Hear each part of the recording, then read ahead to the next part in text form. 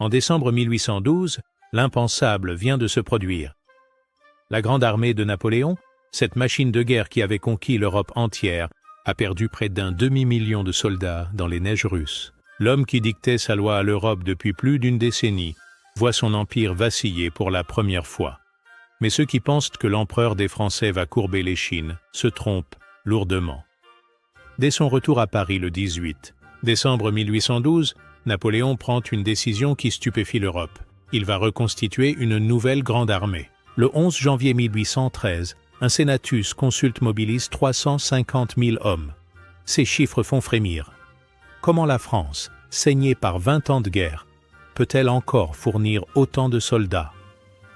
Napoléon puise dans les réserves les plus profondes, 100 000 hommes des classes 1809 à 1812, 150 000 de la classe 1813 et 100 000 de la garde nationale. Ces jeunes recrues, que l'on surnomme les Marie-Louise du nom de l'épouse de l'empereur, ont à peine l'âge de porter un fusil. Beaucoup n'ont jamais quitté leur village natal.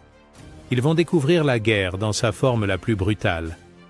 Mais Napoléon n'a pas le choix. L'Europe entière flaire sa faiblesse et se prépare à fondre sur la France comme des loups sur un animal blessé.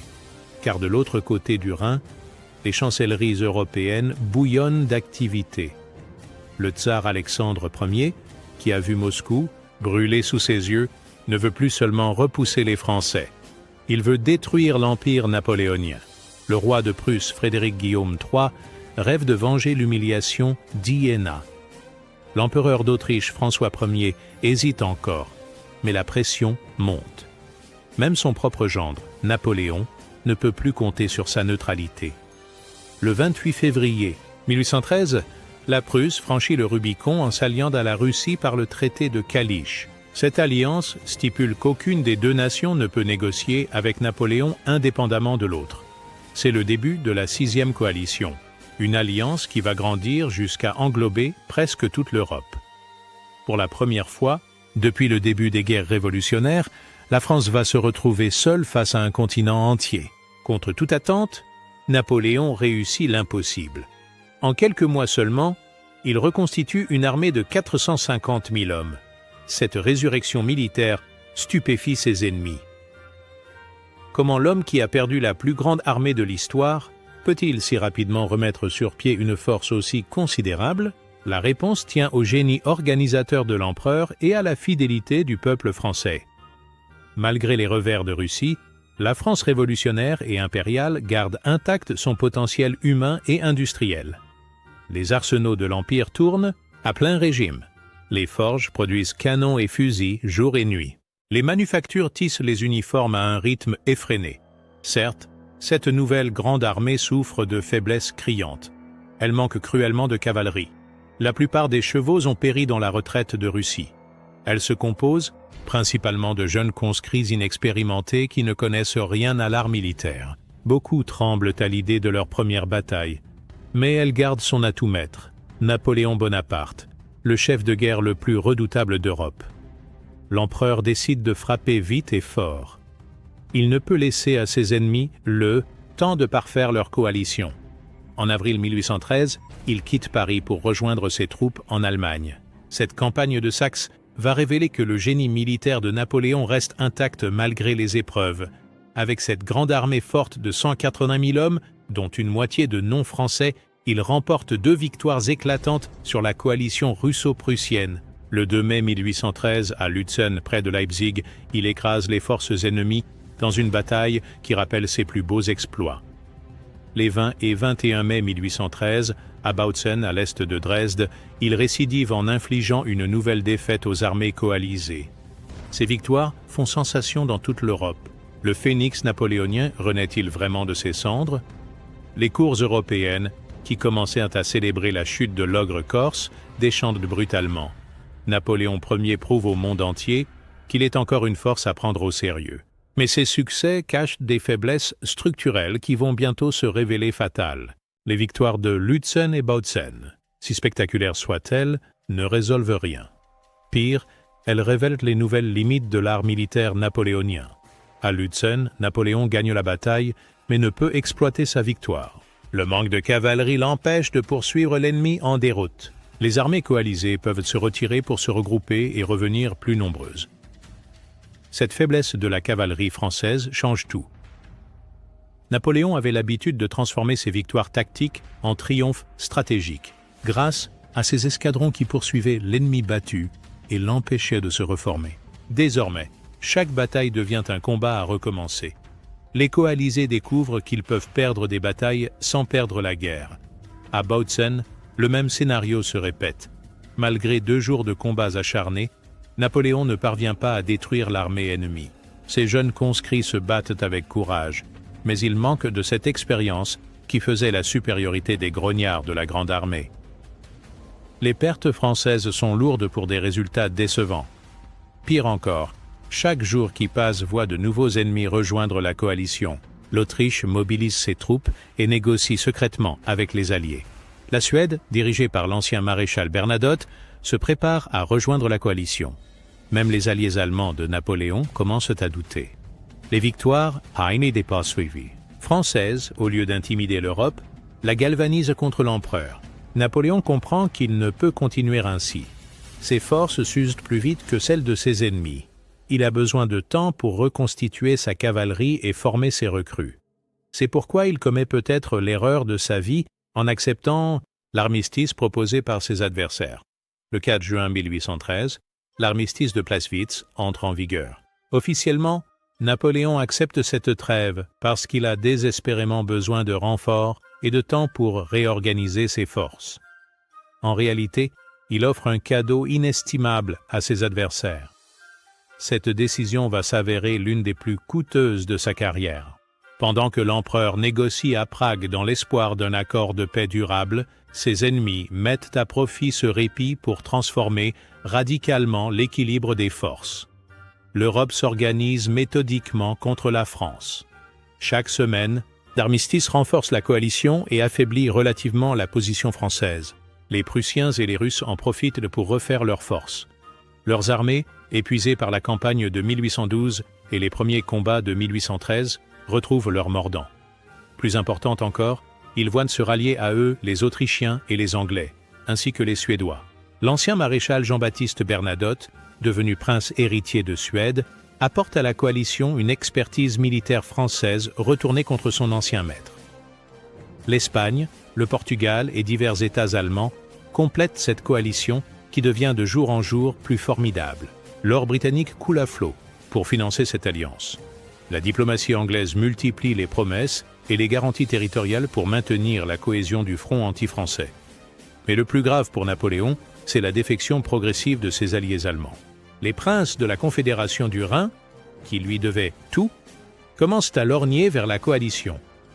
La propagande alliée les travaille au corps. On leur promet le pardon et le maintien de leurs États s'ils abandonnent la France. On leur fait miroiter les avantages d'une Europe libérée du joug napoléonien. Les chefs de la coalition se réunissent au château de Trachenberg pour élaborer une nouvelle stratégie visant à vaincre Napoléon. Cette réunion marque un tournant dans l'art militaire européen. Fini le temps où les généraux coalisés se jetaient naïvement contre le génie tactique de l'empereur. Ils ont appris de leurs défaites passées et élaborent un plan redoutable, le plan Trachenberg, l'intelligence collective contre le génie individuel. Le plan Trachenberg révèle la maturité militaire des coalisés. Ils décident de déployer un demi-million d'hommes dans 3 grandes armées. L'armée de Bohême, forte de 230 000 hommes, commandée par le maréchal autrichien Karl Philipp, Fürst von Schwarzenberg. L'armée d'Allemagne du Nord, forte de 140 000 hommes, commandée par le prince héritier suédois Charles XIV Jean Bernadotte. Et l'armée de Silésie, forte de 105 000 hommes, commandée par le général prussien Gebhard Leberecht von Blücher. Chaque armée est multinationale, afin de forcer la coopération entre les nations membres. Cette disposition ingénieuse empêche les défections isolées et crée une solidarité d'intérêts entre les alliés. Plus question pour l'un d'entre eux de faire cavalier seul ou de négocier séparément avec Napoléon. Mais la véritable innovation du plan Trachenberg réside dans sa stratégie opérationnelle. Les coalisés renoncent à affronter directement Napoléon. Ils ont compris qu'en bataille rangée, l'empereur garde une supériorité tactique qui peut compenser l'infériorité numérique. Désormais, ils éviteront systématiquement le contact avec l'armée impériale et s'attaqueront aux maréchaux isolés. Cette stratégie d'évitement révèle une compréhension subtile de la psychologie napoléonienne. L'empereur ne peut être partout à la fois. En refusant la bataille décisive qu'il cherche constamment, les coalisés l'obligent à disperser ses forces. Ces maréchaux, privés de son génie tactique, redeviennent vulnérables. Le plan prévoit également l'utilisation massive de la cavalerie légère pour harceler les communications françaises et semer la désorganisation dans les rangs ennemis. Les Cosaques russes et la cavalerie prussienne vont jouer un rôle crucial dans cette guerre d'usure. Une fois que Napoléon eut rejeté les propositions de Metternich à Dresde le 26 juin 1813, l'Autriche rejoint officiellement la 6e coalition le 27 juin. Cette décision marque un tournant psychologique autant que stratégique. Marie-Louise, épouse de Napoléon et archiduchesse d'Autriche, ne peut rien pour empêcher cette trahison familiale qui brise le cœur de l'empereur. François Ier d'Autriche, beau-père de Napoléon, justifie sa décision par la raison d'État. L'Autriche a été battue 4 fois par la France depuis 1792 et n'est plus qu'une puissance de second ordre. Cette guerre offre une chance de retrouver son rang en Europe. Metternich, le rusé chancelier autrichien, a parfaitement calculé son coût. Le 12 août 1813, l'Autriche reçoit 500 000 livres sterling de Londres et déclare officiellement la guerre à la France. Cette déclaration de guerre bouleverse l'équilibre européen.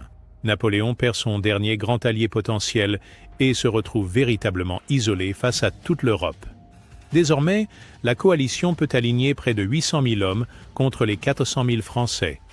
Cette supériorité numérique écrasante change la nature même du conflit. Il ne s'agit plus d'une guerre de mouvement où le génie tactique peut compenser l'infériorité des effectifs, mais d'une guerre d'usure où le nombre finit par l'emporter. L'entrée de l'Autriche dans la coalition a également des conséquences diplomatiques considérables.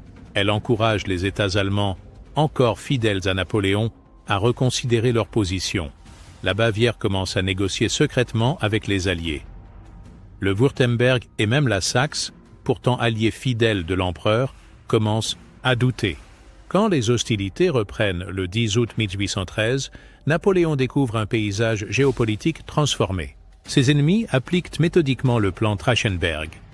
Ils refusent le combat quand l'empereur commande en personne et s'attaquent à ses lieutenants quand ils sont isolés.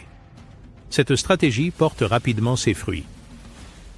Le 23 août, à Grossbeeren, le maréchal Oudinot subit une défaite cuisante contre Bernadotte. Ce qui rend cette défaite particulièrement amère, c'est que 10 000 soldats bavarois et saxons d'Oudinot se retournent contre lui en pleine bataille. La propagande alliée, qui appelle les supplétifs allemands à la désertion, commence à porter ses fruits. Le 26 août, sur la Katzbach, MacDonald essuie un revers contre Blücher. Le 30 août, à Kulm, Vandamme est battu par les Autrichiens et fait prisonnier avec une grande partie de son corps d'armée. Ces défaites successives des maréchaux isolés ternissent le prestige français et encouragent les défections. Napoléon tente de redresser la situation en remportant une brillante victoire sur Schwarzenberg à Dresde les 26 et 27 août 1813. Cette bataille rappelle ses plus beaux exploits. Combattant à 1 contre 2, l'empereur inflige une défaite sanglante aux Autrichiens et aux Russes. Mais cette victoire ponctuelle ne peut masquer la dégradation générale de la situation française. Car dès que Napoléon s'éloigne du théâtre principal, ses maréchaux subissent de nouveaux revers. À Dennewitz, le 6 septembre, Ney est battu par Bülow. Cette succession de défaites partielles érode lentement mais sûrement la puissance française. Chaque bataille perdue affaiblit le moral de l'armée et encourage les défections allemandes. L'automne 1813 voit s'accélérer l'effondrement du système d'alliance napoléonien en Allemagne. Le 8 octobre, par le traité de Ried, conclu en Bismarck secrète avec l'Autriche, le royaume de Bavière met fin à son alliance avec Napoléon. Cette défection frappe l'empereur comme un coup de tonnerre. La Bavière lui avait toujours été fidèle et constituait l'un des piliers de la Confédération du Rhin. Maximilien-Joseph de Bavière justifie sa volte-face par la nécessité de préserver son royaume. Les coalisés lui ont promis le maintien de son indépendance et l'intégrité de ses frontières. Face à la puissance grandissante de la coalition, le roi bavarois fait le choix de la survie politique. Le 14 octobre, il déclare officiellement la guerre à la France. Son armée, forte de 36 000 hommes, se prépare à se joindre aux forces de la coalition. Cette trahison bavaroise fait tache d'huile. Le 3 novembre 1813, le roi de Wurtemberg rejoint à son tour les Alliés. Frédéric de Wurtemberg, qui devait tout à Napoléon, n'hésite pas à l'abandonner quand les vents tournent.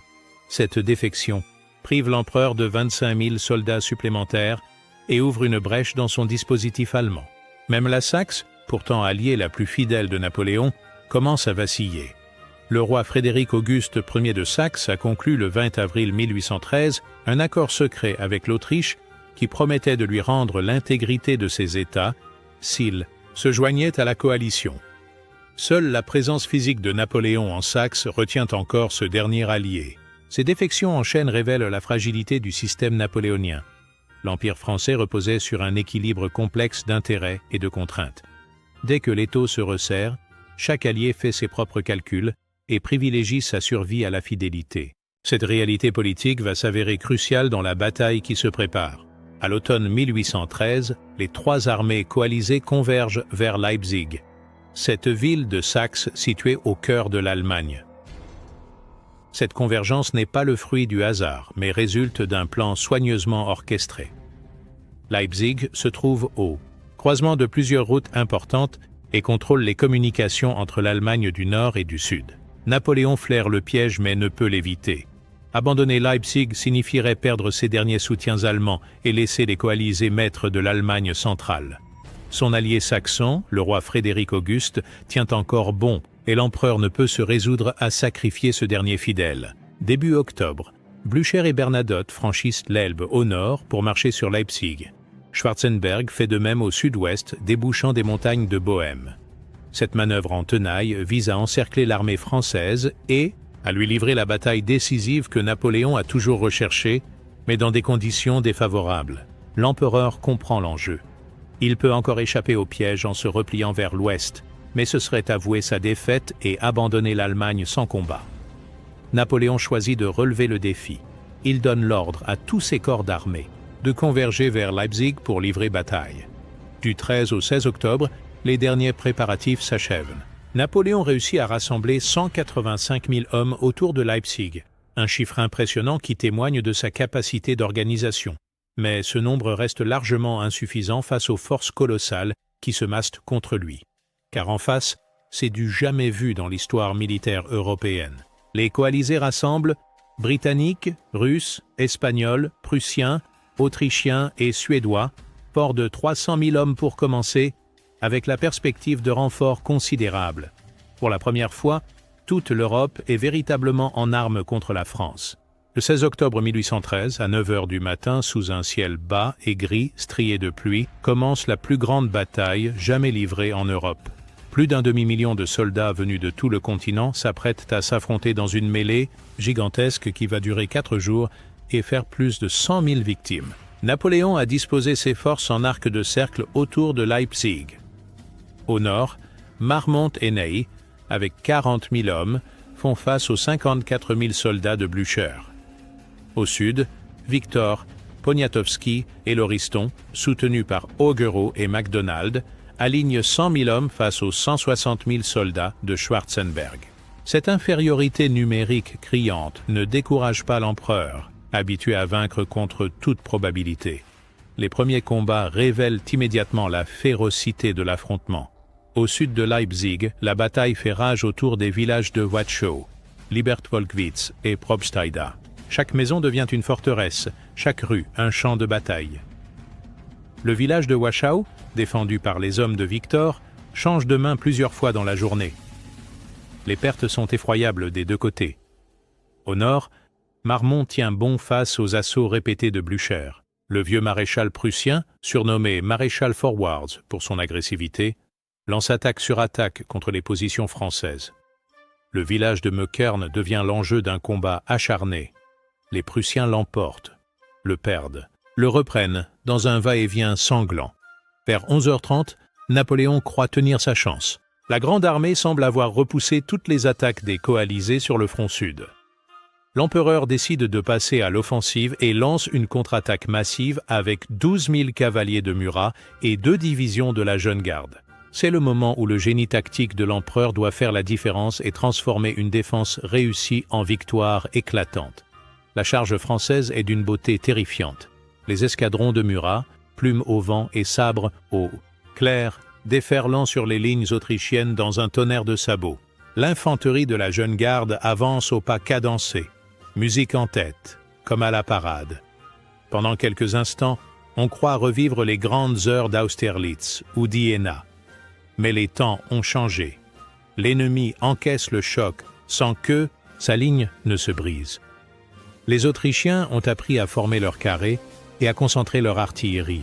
La réserve de Schwarzenberg entre en action et stoppe net l'élan français. Cette contre-attaque, qui devait décider du sort de la bataille, s'épuise dans un déluge de feu et de fer. La bataille de Leipzig révèle l'évolution de l'art militaire vers une guerre d'artillerie généralisée. Napoléon doit renoncer aux manœuvres brillantes qui ont fait sa gloire pour se contenter d'un choc frontal appuyé par un déluge d'artillerie. Cette évolution marque la fin d'une époque et annonce les boucheries de masse du XXe siècle. Du 15 au 19 octobre, les batteries françaises tirent 220 000 coups de canon, un chiffre qui donne le vertige. Le 18 octobre seul, 95 000 projectiles pleuvent sur les lignes ennemies.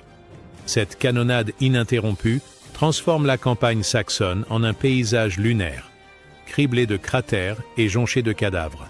Un témoin rapporte qu'à Leipzig même, dans les caves où se terraient les habitants, il aurait été impossible de tenir un verre rempli d'eau tant le sol tremblait sous les détonations.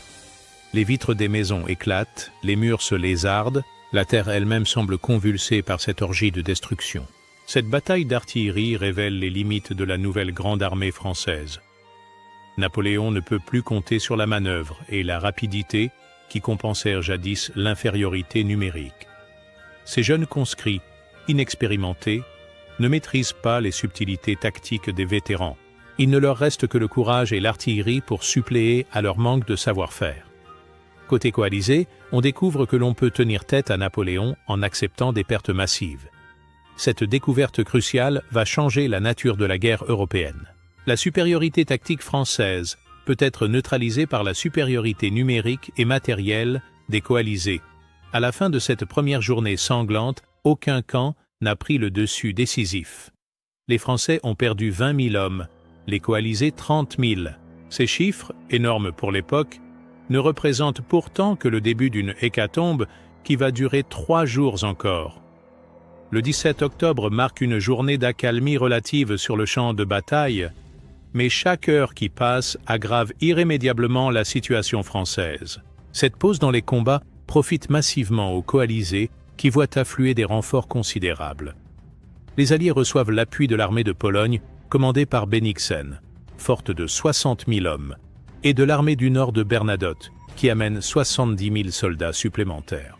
Ces renforts portent l'effectif total des coalisés à plus de 400 000 hommes. Du côté français, seuls 14 000 hommes rejoignent l'armée impériale. L'arithmétique militaire devient impitoyable. Napoléon mesure parfaitement l'ampleur du défi qui l'attend. Il tente une dernière manœuvre diplomatique en faisant parvenir des propositions de paix aux souverains coalisés. L'empereur espère encore diviser ses ennemis en leur offrant des conditions acceptables. Mais il est trop tard. L'Europe a senti l'odeur du sang et veut en finir avec l'ogre corse. Alexandre Ier, François Ier d'Autriche et Frédéric Guillaume III de Prusse ne sont plus d'humeur à négocier. 20 ans de guerre les ont convaincus qu'aucun accord durable n'est possible avec Napoléon. Seule sa chute définitive peut garantir la paix en Europe. Les propositions françaises sont rejetées sans discussion. Dans Leipzig même, l'atmosphère devient suffocante. Les habitants se terrent dans leurs caves, terrorisés par le spectacle de cette concentration militaire sans précédent. Pas moins de 500 000 hommes se trouvent déconcentrés dans un rayon de quelques kilomètres autour de la ville. Cette masse humaine consomme d'énormes quantités de vivres et forage partout pour se procurer de l'eau. Le dispositif coalisé se resserre méthodiquement autour des Français, ne leur laissant qu'une seule issue de secours vers l'ouest, par la route de Landenau. Cette route devient l'obsession de Napoléon.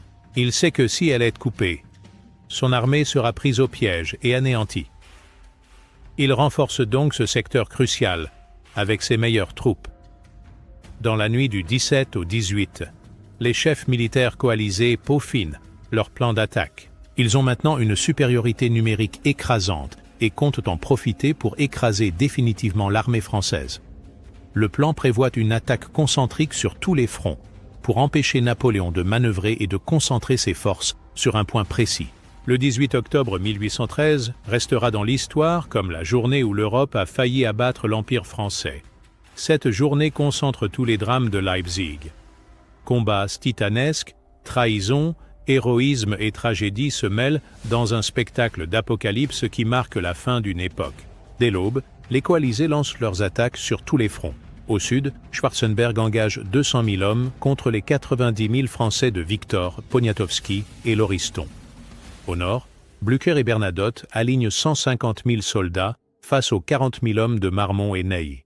Cette supériorité numérique de 3 contre 1 devrait normalement garantir la victoire aux coalisés. Mais les Français résistent avec un acharnement qui force l'admiration de leurs ennemis. Ces jeunes conscrits, que l'on disait incapables de se battre, prouvent qu'ils ont hérité du courage de leurs aînés. Sous la mitraille et les charges de cavalerie, ils tiennent bon et rendent coup pour coup. Au sud, la bataille fait rage autour des villages de Wachau, Lößnig et de Litz. Ces noms obscurs vont entrer dans l'histoire militaire européenne. Chaque hameau devient l'enjeu d'un combat désespéré. Les maisons changent de main plusieurs fois par heure. Les rues se jonchent de cadavres français, autrichiens, russes, prussiens, mélangés dans une fraternité macabre. Le combat dure 9 heures d'affilée, infligeant de lourdes pertes des deux côtés. L'artillerie autrichienne pilonne sans relâche les positions françaises. Poniatowski, le héros polonais, voit ses hommes fondre sous le feu ennemi, mais refuse de céder un pouce de terrain. Victor maintient coûte que coûte ses positions avancées, malgré des pertes effroyables. Au nord, Blücher lance ses Prussiens à l'assaut des faubourgs de Leipzig avec une rage vengeresse. Maréchal Forwards veut sa revanche pour les humiliations d'Iéna et d'Auerstedt. Ses soldats avancent en chantant des hymnes patriotiques allemands, galvanisés par l'idée de libérer leur patrie du joug français. Marmont et Ney organisent une défense héroïque dans les rues de Leipzig. Chaque maison devient une forteresse, chaque carrefour un point d'appui. Les combats de rue révèlent toute leur horreur. On se bat au corps à corps dans les corridors, on s'entretue sur les toits, on s'égorge dans les caves. Puis, vers 17 heures, survient l'événement qui transforme la bataille en cauchemar pour les Français. À Ponsdorf, au nord-est de Leipzig, la division saxonne commandée par Gustav Xaver Reinhold von Ryssel accomplit l'impensable. Elle change de camp en pleine bataille et retourne ses canons contre les Français. Cette trahison ne tombe pas du ciel. Elle résulte de mois de travail de sape de la part des agents coalisés. Les officiers saxons ont été approchés, soudoyés, convaincus que leur devoir patriotique était de libérer l'Allemagne du joug français. Certains ont des liens familiaux avec des officiers prussiens ou autrichiens. Le signal de la trahison se propage comme une traînée de poudre. Une brigade de cavalerie saxonne, commandée par le colonel Lindenau, se rallie aux Russes. Plus tard dans la journée, une brigade de cavalerie wurtembergeoise, commandée par Karl von Normann-Ehrenfels, passe aussi aux coalisés. Au total, près de 4000 Saxons abandonnent Napoléon au moment crucial. Cette défection ouvre une brèche béante dans le dispositif français que les coalisés s'empressent d'exploiter.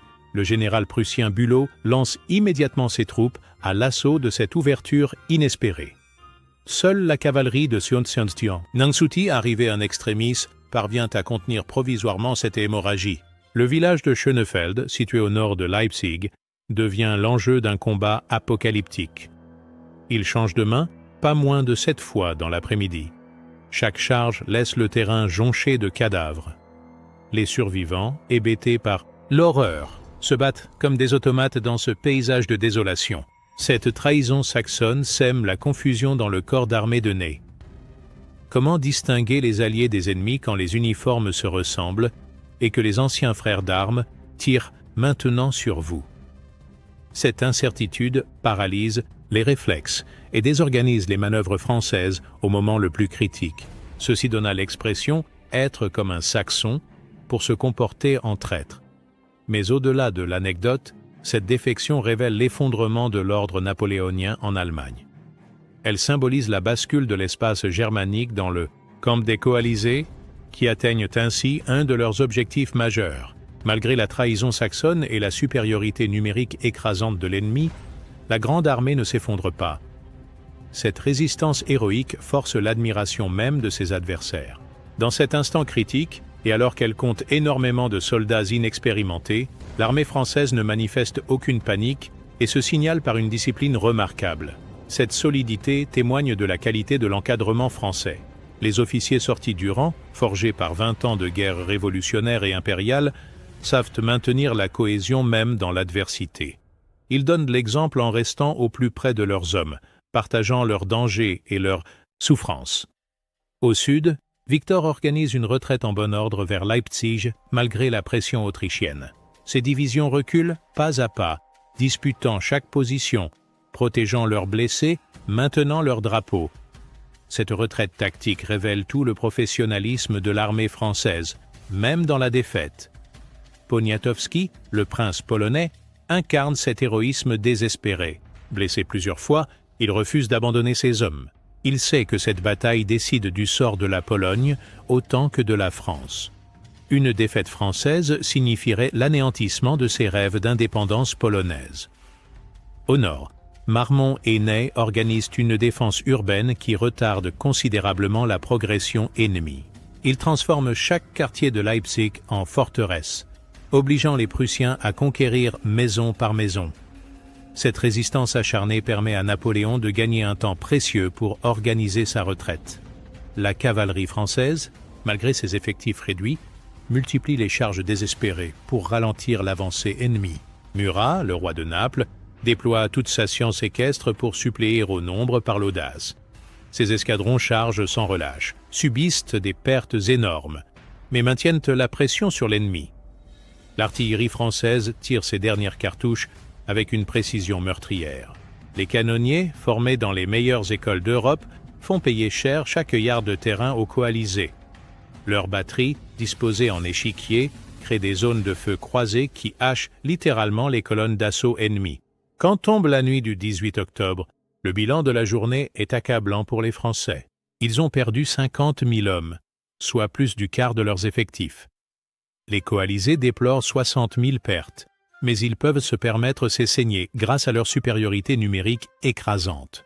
Au soir, 320 000 soldats coalisés convergent, autour de 170 000 Français quasiment à court de munitions. L'arithmétique militaire devient implacable. Napoléon ne peut plus espérer remporter la bataille. Il ne lui reste qu'une option, sauver ce qui peut l'être de son armée. Dans une auberge de Leipzig, l'empereur consulte ses cartes une dernière fois à la lueur vacillante des chandelles. L'homme qui avait dicté sa loi à l'Europe depuis 15 ans mesure l'ampleur du désastre. Autour de lui, ses maréchaux attendent ses ordres avec un mélange d'angoisse et de résignation. Murat, l'un des plus critiques, s'apprête à changer de camp pour sauver son royaume de Naples. Même les officiers polonais commencent à douter, hésitant entre leur fidélité à Napoléon et la sauvegarde de leurs hommes, maintenant que tout semble perdu. L'édifice impérial se lézarde de toutes parts. Napoléon prend la décision la plus difficile de sa carrière, ordonner la retraite générale. Pour un homme habitué à vaincre, cet aveu d'échec représente une déchirure personnelle autant que militaire. Mais l'empereur fait passer le salut de son armée avant son orgueil personnel. Les ordres de retraite se transmettent dans la nuit de bouche à oreille. Il faut faire traverser 170 000 hommes par un seul pont sur l'Elster, sous le feu de l'ennemi qui resserre son étau. Cette opération titanesque exige une coordination parfaite et beaucoup de chance. Dans la nuit du 18 au 19 octobre 1813 commence l'une des retraites les plus dramatiques de l'histoire militaire. La vieille garde passe en premier les ponts sur l'Elster pour s'établir à l'ouest devant Lindenau et sécuriser la route de fuite. Ces vétérans, ultimes fidèles de l'empereur, ouvrent la voie dans un silence funèbre. L'opération d'évacuation commence dans un ordre relatif malgré les circonstances dramatiques. Les unités d'élite passent en priorité, suivies par l'artillerie et les blessés. Napoléon organise cette retraite avec le même génie tactique qu'il déployait jadis dans ses victoires. Chaque détail est prévu, chaque mouvement calculé. Mais dans Leipzig même, les combats de rue font rage avec une intensité redoublée. L'avant-garde alliée pénètre dans les faubourgs de la ville. Les Cosaques russes et les Jägers prussiens progressent de maison en maison, traquant les derniers défenseurs français. L'étau se resserre inexorablement autour des fuyards. Schwarzenberg commande l'attaque finale des coalisés. Ces colonnes convergent vers Leipzig en 5 directions différentes pour couper toute retraite française. Cette manœuvre d'encerclement, parfaitement exécutée, témoigne des progrès de l'art militaire coalisé depuis le début des guerres napoléoniennes. Les dernières heures de la bataille voient des scènes d'héroïsme et de tragédie qui marquent la fin d'une époque. Les grenadiers de la garde couvrent la retraite en se sacrifiant jusqu'au dernier homme.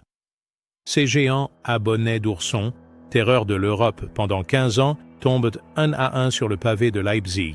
Puis survient la catastrophe finale qui transforme une retraite difficile en désastre complet. Vers midi, lorsque la queue des troupes françaises passe encore le pont de l'Elster, celui-ci saute prématurément.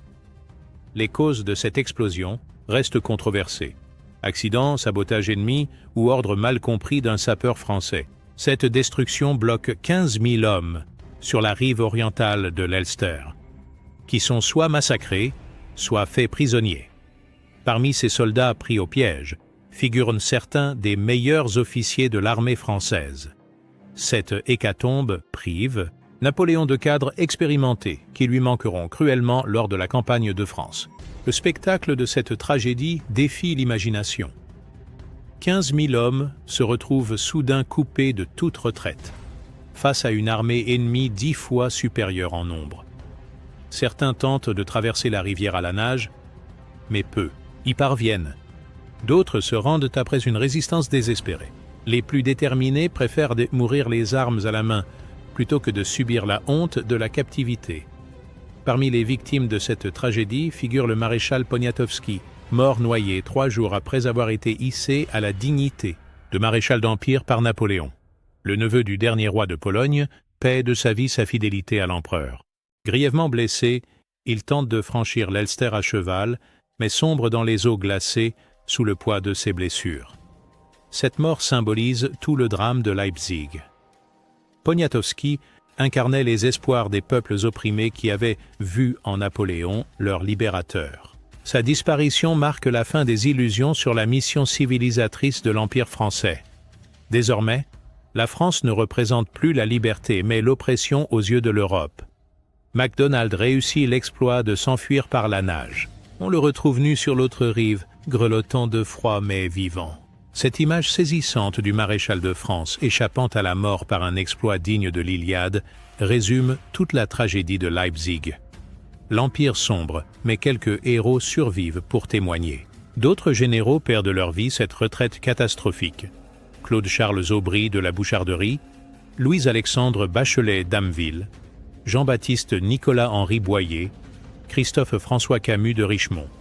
Ces noms, aujourd'hui oubliés, représentaient l'élite militaire française forgée par 20 ans de guerre. Malgré la catastrophe du pont de l'Elster, Napoléon réussit l'exploit de sauver l'essentiel de ses forces. Il se replie vers le Rhin avec les restes de la Grande Armée, soit environ 100 000 hommes, dont de nombreux blessés.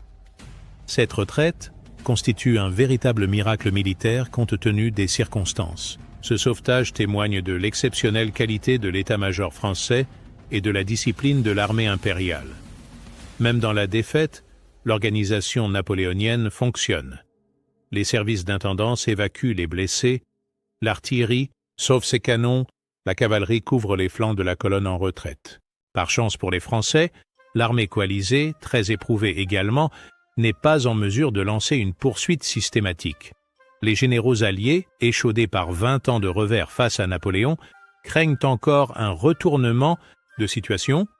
Ils se contentent de harceler l'arrière-garde française sans risquer une attaque générale. Seuls des Cosaques et des troupes irrégulières poursuivent les restes de la grande armée. Ces cavaliers des steppes excellent dans ce type de guerre d'usure. Ils harcèlent sans relâche les traînards, coupent les convois, sèment la terreur dans les rangs français. Mais ils ne peuvent détruire une armée encore organisée. Cette poursuite mollie permet à Napoléon de regrouper ses forces et de préparer la suite de sa retraite. L'empereur déploie tout son génie tactique pour transformer une déroute potentielle en retraite ordonnée. Il échelonne ses corps d'armée, organise des positions de repli, maintient la cohésion de ses troupes malgré l'adversité. Mais l'épreuve n'est pas terminée. Napoléon doit encore affronter les Austro-Bavarois qui tentent de lui couper la route à Hanau. Cette dernière bataille va révéler que l'empereur garde intact son génie militaire malgré les revers de Leipzig. La bataille de Hanau, dernier éclat du génie napoléonien. Du 30 au 31 octobre 1813, à Hanau, Napoléon livre son dernier combat sur le sol allemand. Cette bataille, souvent occultée par le désastre de Leipzig, révèle pourtant que l'empereur n'a rien perdu de son génie tactique. Face aux Austro-Bavarois qui lui barrent la route du Rhin, il remporte une victoire éclatante qui sauve définitivement son armée. Le général autrichien Red, à la tête de 45 000 Austro-Bavarois, s'est positionné près de Hanau pour intercepter la retraite française. Il compte sur la fatigue et la démoralisation des troupes napoléoniennes pour remporter une victoire facile. C'est mal connaître la capacité de résurrection de l'empereur dans l'adversité. Napoléon dispose encore de 80 000 hommes relativement en bon état. Malgré la défaite de Leipzig et les fatigues de la retraite, ses soldats gardent confiance en leur chef. Ils savent que face à Napoléon, l'ennemi n'est jamais sûr de vaincre, même dans les circonstances les plus défavorables. La bataille de Hanau rappelle les plus beaux exploits de l'empereur. En quelques heures, il perce les lignes bavaroises grâce à une manœuvre d'une audace inouïe. Ses canons, disposés en grande batterie, pilonnent les positions ennemies. Sa cavalerie charge avec un élan retrouvé. Son infanterie avance au pas de charge en chantant la Marseillaise. Cette victoire permet à Napoléon de déboucher vers le Rhin et de regagner le territoire français. Elle prouve que l'empereur garde intact son génie militaire et que la défaite de Leipzig ne résulte pas d'une incapacité personnelle, mais de la disproportion des forces en présence. Les Austro-Bavarois, qui croyaient cueillir un fruit mûr, subissent une défaite cuisante. Leurs pertes sont lourdes, leur morale anéantie. Cette leçon tardive leur rappelle qu'il ne faut jamais sous-estimer Napoléon, même dans l'adversité. L'aigle blessé garde ses serres. Mais cette victoire ponctuelle ne peut masquer la dégradation générale de la situation française. Chaque jour qui passe voit de nouveaux ennemis rejoindre la coalition. Les Pays-Bas proclament leur indépendance et adhèrent à l'alliance anti-française. L'empire napoléonien se délite de toutes parts. Les chiffres de Leipzig donnent le vertige et révèlent l'ampleur du carnage. En prenant une évaluation prudente de 140 000 victimes au total, la coalition aurait perdu 90 000 hommes tués, blessés ou disparus. L'armée française déplore 60 000 pertes, soit plus du tiers de ses effectifs initiaux. Ces chiffres font de Leipzig l'une des batailles les plus meurtrières de l'histoire européenne. Mais au-delà des pertes humaines, c'est tout un ordre géopolitique qui s'effondre sous les murs de Leipzig. Napoléon perd définitivement les pays qu'il contrôlait en Allemagne. Ce précieux réservoir d'hommes et de chevaux qui alimentait ses armées depuis 15 ans. Cette perte stratégique hypothèque gravement ses chances de reconstituer une force militaire significative. L'empereur abandonne également dans les places fortes de Danzig, Glogau, Stettin, Dresde et Hambourg un peu plus de 100 000 hommes et 2 maréchaux de grande valeur. Davout, sûrement son meilleur tacticien après lui-même, et Gouvion Saint-Cyr, spécialiste de la guerre de siège. Ses officiers supérieurs lui manqueront cruellement lors de la campagne de France. La Confédération du Rhin, cette création napoléonienne qui restructurait l'Allemagne selon les intérêts français, se dissout comme un château de cartes. Elle est remplacée par la Confédération germanique, dominée par l'Autriche et la Prusse. L'Allemagne napoléonienne disparaît du jour au lendemain, balayée par le vent de la défaite. Cette transformation géopolitique a des conséquences durables sur l'équilibre européen. L'Allemagne découvre son unité dans la lutte contre l'oppresseur français. Ce réveil national allemand, né dans les plaines de Leipzig, va marquer profondément l'histoire européenne du XIXe siècle. Pour la France, Leipzig marque l'arrêt brutal de 20 ans d'expansion territoriale.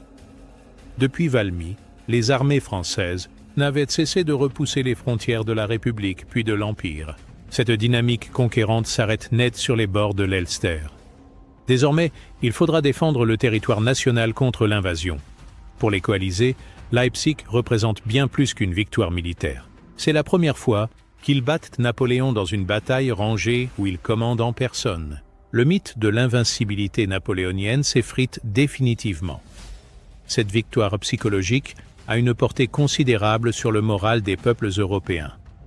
La bataille marque la réémergence de la Prusse en tant que grande puissance européenne après l'humiliation d'Iéna en 1806. Frédéric Guillaume III, qui avait subi les sarcasmes de Napoléon, prend enfin sa revanche. Cette résurrection prussienne va profondément modifier l'équilibre continental. L'Autriche retrouve également son rang de grande puissance après des années d'effacement. Metternich, l'artisan de cette restauration, peut enfin rivaliser d'égal à égal avec les diplomates français. Cette renaissance autrichienne complique singulièrement la tâche de Napoléon. La Russie confirme son statut de puissance européenne de premier plan. Alexandre Ier, qui a vu Moscou brûler, impose désormais sa volonté jusqu'au cœur de l'Allemagne. Cette projection de puissance russe vers l'ouest inquiète déjà ses alliés occidentaux, mais témoigne de la transformation de l'équilibre continental. L'Angleterre, bien qu'absente physiquement du champ de bataille, remporte une victoire stratégique majeure. Sa diplomatie patiente et son or ont permis de coaliser l'Europe contre la France. Cette réussite confirme la supériorité britannique dans la conduite de la guerre de coalition. Mais les vainqueurs eux-mêmes payent cher leur succès. Les Alliés, épuisés par 4 jours de combats acharnés, ne peuvent poursuivre efficacement les Français. Cette faiblesse permet à Napoléon de sauver son armée et de préparer la résistance sur le territoire national. Les conséquences géopolitiques durables. Leipzig transforme radicalement la nature des objectifs de guerre de la coalition. Jusqu'alors, les Alliés se contentaient de repousser l'empereur au-delà du Rhin et de restaurer l'équilibre européen. Désormais, ils sont décidés à l'écraser définitivement pour éliminer une fois pour toutes la menace française. Cette radicalisation des buts de guerre aura des conséquences durables sur l'histoire européenne. Les coalisés ne se contenteront plus d'un retour aux frontières de 1792. Ils veulent redessiner entièrement l'Europe selon leurs intérêts et châtier la France pour 20 ans d'hégémonie continentale. Cette volonté punitive explique la dureté des conditions imposées à la France lors des négociations ultérieures. Les Alliés veulent non seulement abattre Napoléon, mais aussi affaiblir durablement la puissance française pour éviter toute résurgence de ses ambitions hégémoniques. Pour la France, Leipzig marque le début de l'invasion du territoire national. Les armées coalisées franchissent le Rhin le 21 décembre 1813 et pénètrent en Champagne. Après 20 ans de guerre napoléonienne menées à l'extérieur, le territoire français va connaître les horreurs de l'occupation étrangère. Cette invasion révèle la vulnérabilité de la France face à une Europe coalisée. Malgré ses ressources considérables et son génie militaire, le pays ne peut résister indéfiniment à un continent entier. Cette leçon marquera profondément la stratégie française au XIXe siècle. L'effondrement de l'ordre napoléonien libère également les forces nationalistes à travers l'Europe. L'Allemagne découvre son unité, l'Italie rêve de résurrection, la Pologne espère retrouver son indépendance. Ces aspirations nationales, réprimées par l'Empire, refont surface et vont bouleverser l'équilibre européen. Au-delà de ces conséquences immédiates, Leipzig inaugure une nouvelle ère dans l'histoire européenne. Comme l'indique le nom, donné à cette bataille, c'est véritablement l'avènement des nationalités. Fini le temps des guerres dynastiques de l'Ancien Régime, où les souverains se disputaient des provinces comme des biens patrimoniaux. Désormais, ce sont des peuples entiers qui s'affrontent les uns aux autres au nom de leurs aspirations nationales. L'Allemagne découvre son unité dans la lutte contre l'oppresseur français. Ce combat révèle une dimension nouvelle de la guerre, la cristallisation du sentiment nationaliste qui donne au conflit une intensité inédite. Cette dimension nationaliste explique l'acharnement particulier des combats de Leipzig. Il ne s'agit plus seulement de conquête territoriale ou de rivalité dynastique, mais d'une guerre de libération des peuples opprimés. Cette nouvelle donne rend les conflits plus idéologiques, et donc plus meurtriers. Le réveil allemand ne fait que commencer. Cette prise de conscience nationale, née dans les plaines de Saxe, va alimenter tout le XIXe siècle allemand. De Leipzig à Sedan en passant par les révolutions de 1848, une ligne directe unit ces manifestations du nationalisme germanique. Cette évolution inquiète déjà les observateurs lucides. Wellington lui-même s'alarme de voir naître une Allemagne unifiée qui pourrait devenir plus menaçante que la France napoléonienne. Cette intuition prémonitoire se révélera prophétique un siècle plus tard. La bataille de Leipzig fut ainsi la plus importante confrontation qui eut lieu en Europe avant les combats de la Première Guerre mondiale. Elle préfigure les guerres totales du XXe siècle par l'ampleur des moyens engagés, le nombre des belligérants et l'intensité des combats. La campagne de France, l'agonie héroïque de l'Empire. Après Leipzig, Napoléon doit livrer sa dernière et plus difficile campagne, défendre le territoire français contre l'invasion de toute l'Europe.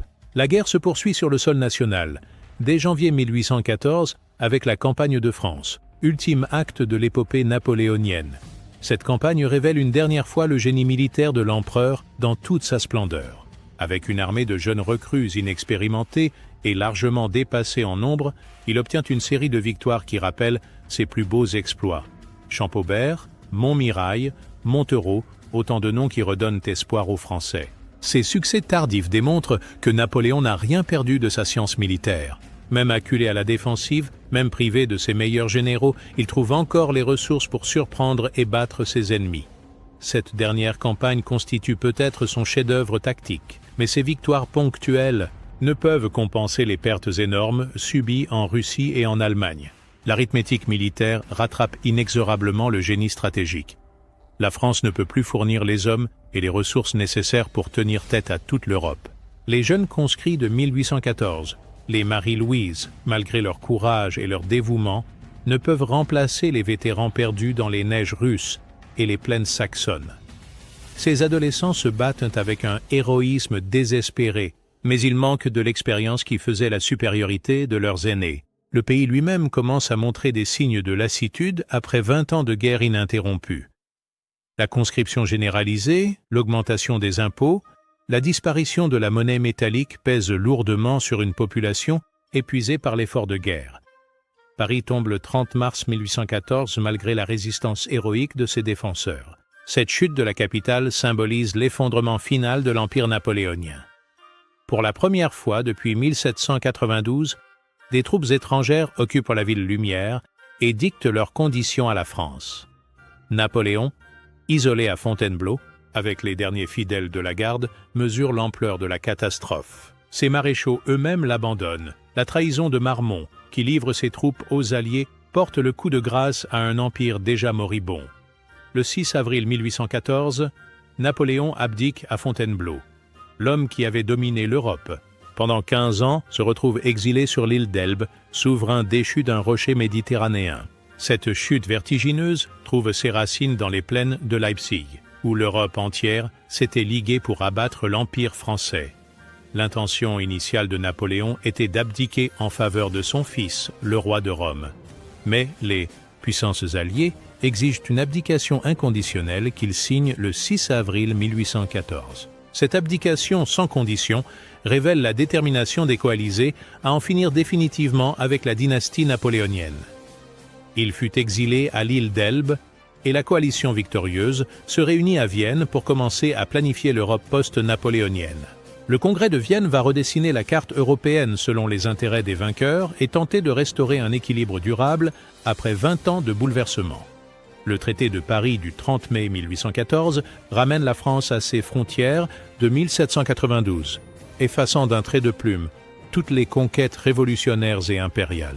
Cette humiliation territoriale s'accompagne d'une occupation partielle du territoire français par les troupes alliées. Mais l'histoire ne s'arrête pas là. Le Congrès de Vienne sera brièvement interrompu par le retour de Napoléon lors des 100 jours. L'empereur n'a pas dit son dernier mot et va tenter une fois encore de défier l'Europe coalisée. Mais cette ultime aventure ne fera que confirmer les leçons de Leipzig. Le 1er mars 1815, Napoléon débarque au golfe Juan et entame sa marche triomphale vers Paris. Cette résurrection spectaculaire stupéfie l'Europe qui croyait en avoir fini avec l'empereur. En quelques jours, l'ogre de Corse redevient le père La Violette aux yeux des Français. Cette popularité retrouvée révèle que Leipzig n'a pas entamé le prestige personnel de Napoléon en France. Le peuple français, lassé par la Restauration et humilié par l'occupation étrangère, accueille avec enthousiasme le retour de l'empereur. Cette fidélité populaire inquiète profondément les cours européennes. La 7e coalition se forme en toute hâte dès le 13 mars 1815. 6 jours avant que Napoléon n'atteigne Paris, les puissances au Congrès de Vienne le déclarent hors la loi et ennemi du repos public. Cette déclaration révèle la panique qui saisit l'Europe face au retour de l'empereur. 4 jours plus tard, le Royaume-Uni, l'Empire russe, l'Empire d'Autriche et le Royaume de Prusse parviennent à mobiliser 150 000 hommes dans l'immédiat, avec la perspective de lever bientôt 700 000 soldats. Cette mobilisation éclair témoigne des leçons tirées de Leipzig par les puissances coalisées. Les membres de la 7e coalition sont les mêmes qu'à Leipzig. Le Royaume-Uni, l'Espagne, la Russie, la Prusse, la Suède, l'Autriche, les Pays-Bas et de nombreux États allemands. Cette fidélité dans l'alliance anti-française révèle la solidité de la coalition forgée dans les plaines saxonnes. Napoléon comprend que sa seule chance de survie réside dans une victoire rapide et décisive.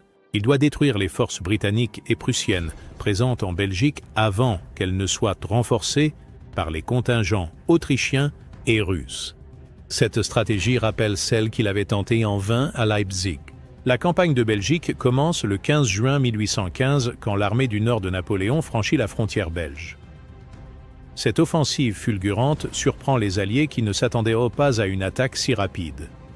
L'empereur retrouve brièvement l'initiative stratégique qui avait fait sa gloire.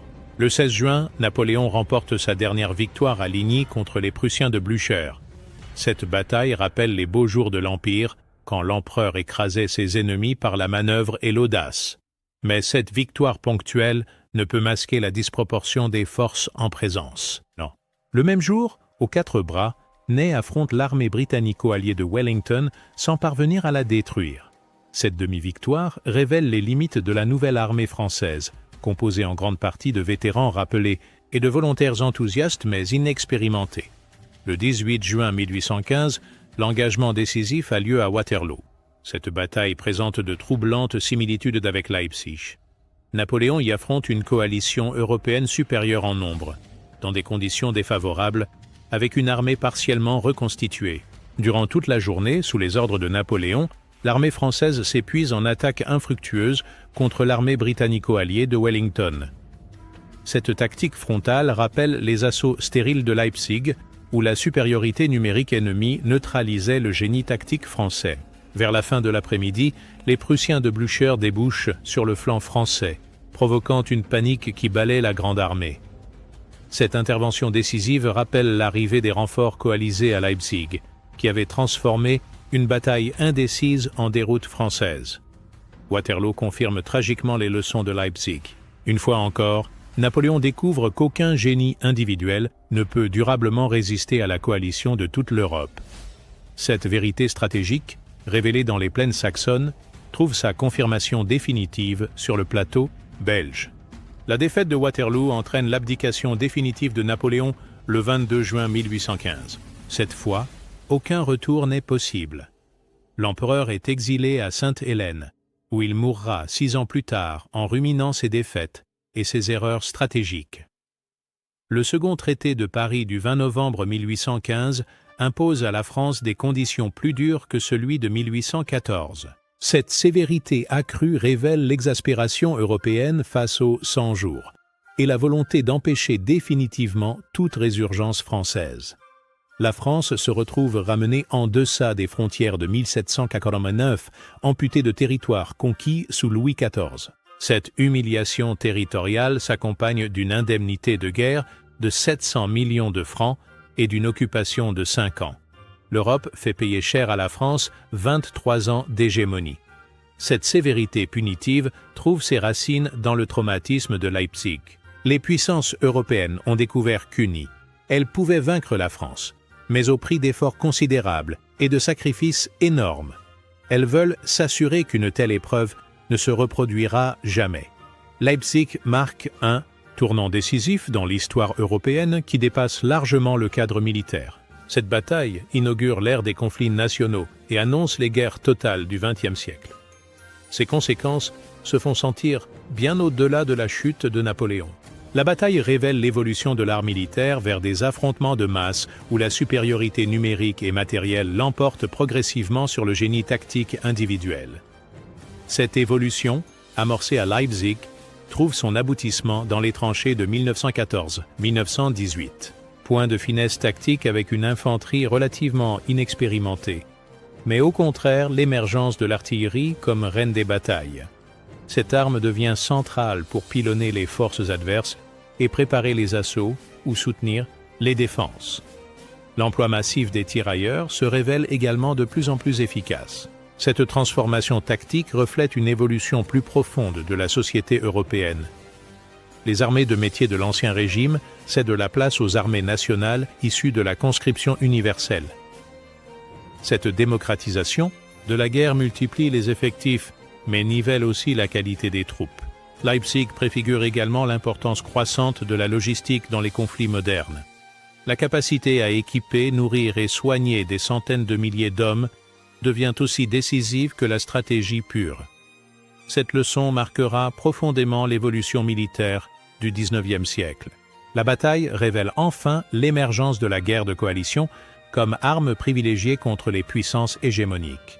Cette stratégie d'encerclement diplomatique et militaire sera reprise contre l'Allemagne en 1914 et contre l'Axe en 1939. En Allemagne, Leipzig demeure gravé dans la mémoire collective comme la bataille de la libération, Befreiungsschlacht. Cette bataille symbolise le réveil de la conscience nationale allemande face à l'oppression étrangère. Cette interprétation patriotique marquera durablement l'historiographie germanique. Un monument colossal est érigé de 1898 à 1913 à Leipzig, sur le lieu précis de la bataille pour commémorer ce moment fondateur. Ce Völkerschlachtdenkmal, haut de 91 mètres, témoigne de l'importance symbolique de cet affrontement dans la formation de l'identité allemande moderne. En France, Leipzig reste paradoxalement moins connu que Waterloo dans la mémoire populaire. Pourtant, cette bataille marque le véritable début de la fin pour Napoléon. Waterloo ne fait qu'achever un processus de délitement commencé dans les plaines de Saxe. Cette méconnaissance relative s'explique par le caractère moins définitif de cette défaite. Moins connue en France que Waterloo, qui mit un terme définitif à l'épopée napoléonienne, la bataille de Leipzig ne constitue pas moins un événement majeur qui entraîna l'effondrement de l'ordre européen établi par Napoléon à partir de 1805. Cette bataille mérite donc une place de choix dans l'histoire des guerres napoléoniennes. En Russie, Leipzig symbolise la revanche d'Alexandre Ier après l'incendie de Moscou. Cette victoire confirme le statut de grande puissance européenne de l'Empire des Tsars et justifie les énormes sacrifices consentis en 1812. Cette fierté nationale russe perdure encore aujourd'hui. Pour l'Europe dans son ensemble, Leipzig représente un moment fondateur où le continent a découvert sa capacité à s'unir face à l'hégémonie d'une puissance unique. Cette leçon de solidarité européenne, née dans l'adversité, inspire encore les tentatives d'unification pacifique du XXe siècle. La bataille des nations résonne encore aujourd'hui comme le moment où l'Europe a dit non à l'hégémonie française.